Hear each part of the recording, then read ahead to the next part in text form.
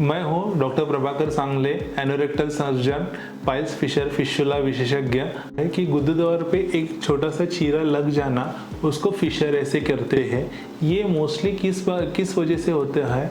Fisher में जब भी अपने को हार्ड स्टूल होता है तो ये हार्ड स्टूल की वजह से कि अंदर वाली त्वचा जो रहती है, म्यूकोज और सब म्यूकोजा, ये दोनों त्वचा को कट करके जाता है और इस कट की वजह से फिशर बनता है। तो इसमें कौन कौन से सिम्टम्स बेसिकली रहते हैं? पहला लक्षण रहता है कि बर्निंग सेंसेशन यानी जलन बहुत ज़्यादा रहता है। दूसरा है सुई या कुछ कट करने जैसी जो पेन रहता है, उस टाइप का पेन यानी शार्प पेन इस फिशर में रहता है। थर्ड रहता है कभी कभी हल्की ब्लीडिंग भी रहती है और बाथरूम के बाद भी बहुत ज़्यादा पेन इस कंडीशन में रहता है। तो बेसिकली इस चीज़ में कौन ज़्यादातर रिस्क फैक्टर में आते हैं? तो इसमें जिनको कॉन्स्टिपेशन यानी कोष्ठबद्धता बहुत ज़्यादा है या वो पेशेंट बहुत बार इसमें फिशर के होने के लक्षण ज़्यादा रहता है। इसके साथ में ही प्रेग्नेंट और ओवरवेट जो यानी ओबेस पर्सन जो रहते हैं, उनको भी होने की संभावना बहुत ज़्यादा रहती है। फिशर में इसके सिवाय और एक जंक फूड या स्पाइसी फूड या नॉनवेज फूड जो बहुत ज़्यादा कंज्यूम करते हैं यानी बहुत ज़्यादा खाते हैं, उन पेशेंट में भी फिशर होने की संभावना बहुत ज़्यादा बढ़ जाती है। चलिए दोस्तों, अभी देखते हैं फिशर के ट्रीटमेंट। फिशर में सबसे इम्पोर्टेंट है कि आप पहले सीड्स बात करें।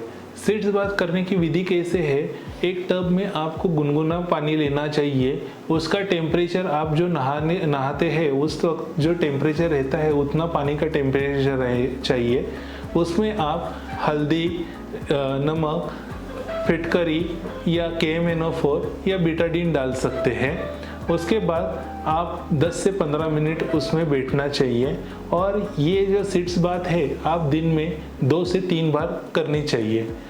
नारियल का तेल या एलोवेरा, नारियल का तेल या एलोवेरा आप जब भी लगाते हैं तो नारियल के तेल से वहाँ के जलन और सूजन थोड़े बहुत प्रमाण में कम होती है और एलोवेरा बेसिकली कूलिंग इफेक्ट देता है, तो इसलिए आपको जलन में भी काफ़ी हद तक ये राहत देता है।